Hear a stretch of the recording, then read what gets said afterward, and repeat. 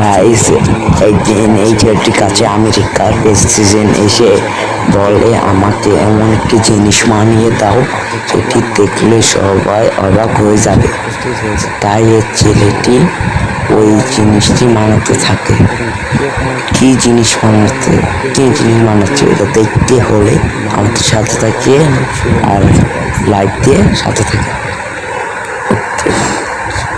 যেটি রং করছে সেটা